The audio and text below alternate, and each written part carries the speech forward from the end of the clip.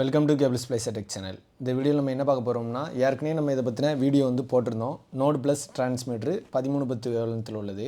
அதோட testing video தான் நம்ம பார்க்க போகிறோம். ஏற்கனவே இதை டெஸ்டிங் பண்ணி முடிச்சாச்சு. அதோட ரிவ்யூ ஃபீட்பேக் என்ன, இது இந்த ரேட்டுக்கு ஒருத்தா எந்த மாதிரி வேலை செய்யுதுங்கிறது தான் இந்த வீடியோவில் பார்க்க போகிறோம். ஃபஸ்ட்டு இந்த கோசிப் 10+10 டிரான்ஸ்மிட்டரில் ஒரு 10 தான் நம்ம ஏற்கனவே பயன்படுத்தோம். அதுக்கு பதில் இந்த மினியை போட்டு செக் பண்ண போகிறோம். ஃபஸ்ட்டு இந்த டிரான்ஸ்மிட்டர் போடக்குன்னா கோசிப்பில் ஏசி டிரான்ஸ்மிட்டரில் எவ்வளோ அவுட்புட் வருதுங்கிறத நம்ம ஃபஸ்ட்டு நோட் பண்ணி வச்சுக்கிடுவோம். அதுக்கடுத்து இந்த மினி நோடு ப்ளஸ் டிரான்ஸ்மிட்டரை போட்டு இதில் எவ்வளோ எம்ஏஆர் வித்தியாசம் இருக்குது அப்படிங்கிறத லைவாகவே செக் பண்ணிடுவோம். ஃபஸ்ட்டு என்ன அளவு இருக்குங்கிறத நம்ம நோட் பண்ணி வச்சாச்சு. இப்போது ரூமில் போய் இதில் என்ன ஆப்டிக்கல் வருதுங்கிறத ஃபஸ்ட்டு பார்த்துக்கிடுவோம். 10.34 dBm ஏசியில் வருது. இந்த மினி டிரான்ஸ்மிட்டரில் 11.90 வருது. ஸோ இந்த 1.5 dB வித்தியாசத்தை நம்ம ஒரு கப்ளர் போட்டு குறைச்சி 10.66 மாற்றியாச்சு. இப்போ இதை அப்படியே எடுத்து வெளியே அவுட்புட்டில் போகிறதுல கொடுக்க போகிறோம். கொடுத்துட்டு நோடில் எவ்வளவு எம்ஏஆர் வித்தியாசம் இருக்குங்கிறத பார்க்க போகிறோம். அரசு தான் நம்ம செக் பண்ண போகிறோம். அரசோட ஆப்டிக்கல் இன்புட்டையும் உருவி சொரியாச்சு. இதோட 2 அவுட்புட்டு 100 dB அவுட்புட்டில் எவ்வளோ வருதுங்கிறதையும் லேசாக செக் பண்ணிவிடுவோம். அவுட்புட்டை பொறுத்தளவில் ஆர்எஃப் அவுட்புட்டு ரூமில் நல்லாவே வருது. ஃபஸ்ட் பாயிண்ட் லாஸ்ட் பாயிண்ட் ரெண்டுமே நல்லா தான் இருக்குது. இப்போது நோடில் எவ்வளோ வருது, ஆப்டிக்கல் வழியாக போய் அந்த நோடில் எவ்வளோ வருதுங்கிறதையும் நம்ம நோட் பண்ணிக்கிடுவோம். எஸ்சி 21 95.3 34.9 எம்ஏஆர் வருது. இது லாஸ்ட் பாயிண்ட்டையும் பார்த்துக்கிடுவோம். U24 ஃபஸ்ட் பாயிண்ட் எம்ஏஆர் கொஞ்சம் லாஸ் ஆகிருக்கு. ஆனால் லாஸ்ட் பாயிண்ட் 97 34.9 எம்ஏஆர்னால் கிட்டத்தட்ட எம்ஏஆர் ஏசி டிரான்ஸ்மிட்டரோட இந்த மினி நல்லாவே இருக்குது. ஸோ இப்போ நம்ம ஆப்டிக்கல் அதில் -2 சம்திங் கொடுத்துருந்தோம். அதே இதை அப்படியே இது வழியாகவும் கொடுத்து சேம் அவுட்புட்டு வெளியே இதோட ஃபஸ்ட்டு எவ்வளோ இருந்து ரெண்டாவது எவ்வளோ இருந்ததுங்களோட ரிசல்ட் தான். இந்த -2 தான் நம்ம கொடுத்து செக் பண்ணோம். இப்போது அதே இதுக்கு பதில் நம்ம ஒரு -8 -5ங்க மாதிரி கப்ளர் போட்டு குறைச்சி அதை கொடுத்து அதோட ரிசல்ட் வேரியேஷன் ஆகுதாங்கிறதையும் நம்ம செக் பண்ணோம். ஆனால் அதில் என்னென்னா இந்த நோடு ப்ளஸ் டிரான்ஸ்மிட்டர் ஏஜிசி கிடையாது, நார்மல் டைப்புங்கிறனால ஆப்டிக்கல் வேரியேஷன் ஆகும்போது ஆர்எஃப்பும் வேரியேஷன் ஆகுது. என்ன ஒன்று கரண்ட் வெறும் 2 சம்திங் வாட்ஸ் தான் எடுக்குது. ஏசி டிரான்ஸ்மிட்டர்னால் 12 வாட்ஸ்லேருந்து 18 20 வாட்ஸ் வரை எடுக்கும். வாட்ஸை பொறுத்தளவில் இது கம்மியான பவர் தான் கன்சியூம் பண்ணுது 6 வோல்ட்டில் வேலை செய்ததுனால. ஸோ இந்த 1310 10 dBm நோடு ப்ளஸ் டிரான்ஸ்மிட்டரில் டெஸ்ட் பண்ண வீடியோ ஃபுல்லாக பார்த்துருப்பீங்க. இப்போ இதோட ஃபைனல் ரிசல்ட் என்ன, இதை வாங்கலாமா வேண்டாமா அப்படிங்கிறத பற்றி இந்த வீடியோவில் ஃபைனலாக பார்த்துருவோம். இதுதான் இதோட ரிசல்ட்டு. உங்களுக்கு ஷார்ட்டாக சொல்லணும்னா ஃபஸ்ட்டு இந்த 10 dBm டிரான்ஸ்மிட்டர் போடுறதுக்கு முன்னே கோசிப் டிரான்ஸ்மிட்டர் தான் நம்ம யூஸ் பண்ணிக்கிட்டு இருந்தோம்.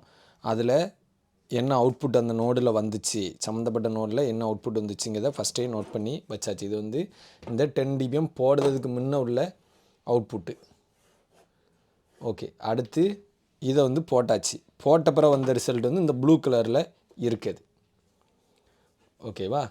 இப்போ இதுக்கும் எவ்வளோ வித்தியாசம் அப்படின்னா U24 பொறுத்தளவில் இங்கே 97 வந்திருக்கு, இங்கே 36.2 எம்ஏஆர் வந்திருக்கு. ஆனால் இங்கே 37.9 எம்ஏஆர் இருந்திருக்கு. அதாவது 1.7 எம்ஏஆர் கூட வந்திருக்கு. ஸோ பெஸ்ட் அப்படின்னு வச்சுக்கலாம். ஆனால் அதே இது எஸ்சி 21 பார்த்தீங்க அப்படின்னா இங்கே 97 வந்திருக்கு, இங்கே 95 வந்திருக்கு, இங்கே 39.3 எம்ஏஆர் வந்திருக்கு, இங்கே 37.9 எம்ஏஆர் தான் வந்திருக்கு. So 1.4 MAR loss. ஸோ இங்கே கூடியிருக்கு, இங்கே குறைஞ்சிருக்கு. ஸோ ஆவரேஜ் பண்ணிக்கலாம். ஓகே, அதுக்கடுத்து இது இங்கே நம்ம என்ன -2 சம்திங்கில் அந்த இன்புட் உள்ளே போச்சு. ஒரு கன்வெர்ட்டர் நோட் போட்டு கொடுத்துருந்தோம். இங்கே டேரெக்ட் இதில் ஆர்எஃப் இன்புட்டுக்கு இல்லாதனால ஆப்டிக்கல் இன்புட் மட்டும் தான் இருந்தது. ஸோ டேரெக்டாக அந்த ஆப்டிக்கல் இன்புட்டை கொடுத்துருந்தோம். அதில் ரிசல்ட் இது.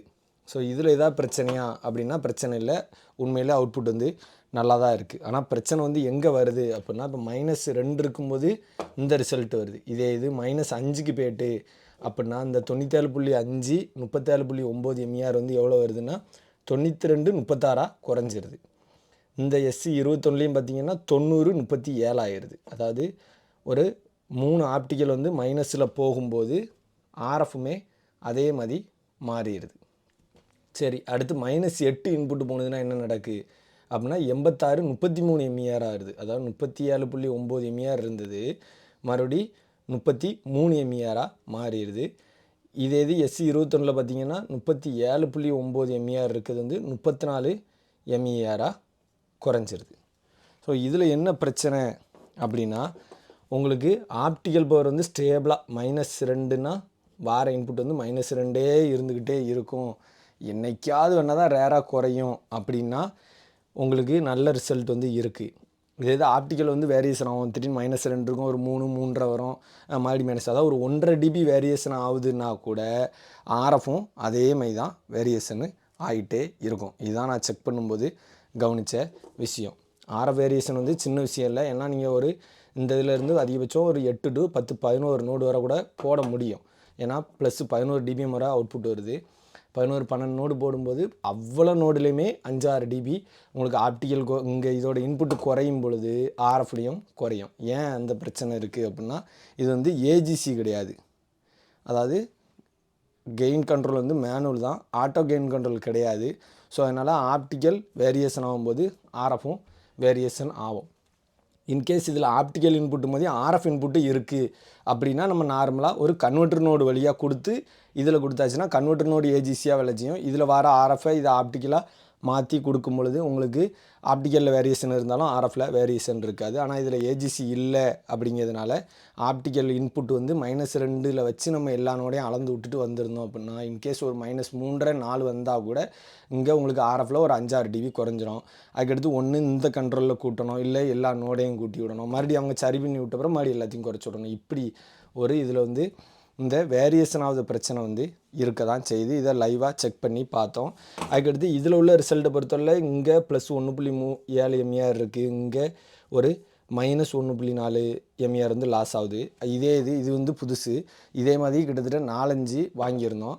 அதிலலாம் நம்ம செக் பண்ணும்போது பார்த்தோம்னா ஒவ்வொன்றுக்குமே ஒவ்வொரு ரிசல்ட் இருக்குது. ஒன்றுக்கு ஒன்றும் வித்தியாசமாக இருக்குது. சில இதில் U24ல் 1 MER லாஸ் ஆகுது, S21ல் 1 MER கூட வருது. இந்த பொருளை பொறுத்தல இதோட ரிசல்ட் இது. இதை வாங்கி பயன்படுத்தலாமா வேண்டாமா அப்படின்னு கேட்டோம்னா, ஆப்டிக்கல் இன்புட்டு நீங்கள் கொடுக்க பவர் வந்து வேரியேஷனே இருக்காது.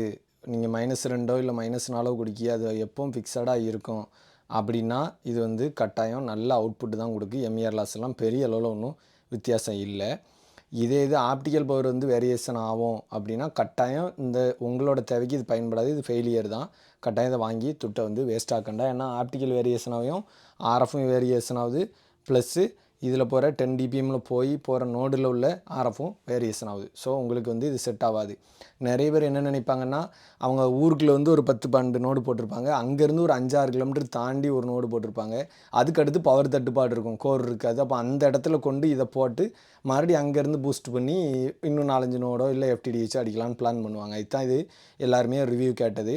ஆனால் நீங்கள் ரூம்லேருந்து ஏற்கனவே 8 கிலோமீட்டர் தாண்டி கடைசி எண்டில் சிக்னல் நிற்க இடத்துல அந்த 8 கிலோமீட்டரில் அடிக்கடி எப்படினாலும் கோர் லாக் ஆகியோ இல்லை ஆப்டிக்கல் பவர் வேரியேஷனோ இருக்க தான் செய்யும்.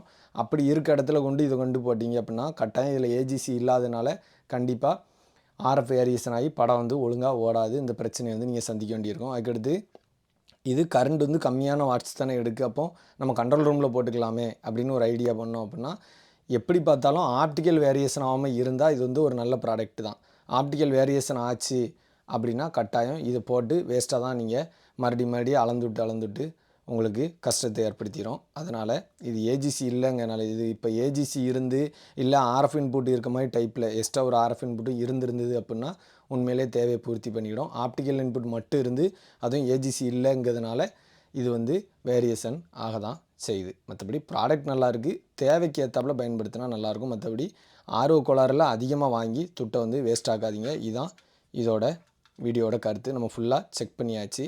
ஸோ இதான் அந்த வீடியோட ரிசல்ட். தேவையில்லாங்க பயன்படுத்தினா இதோட விலை வந்து 2500 இப்போதைக்கு மார்க்கெட்டில் கிடச்சிக்கிட்டு இருக்குது.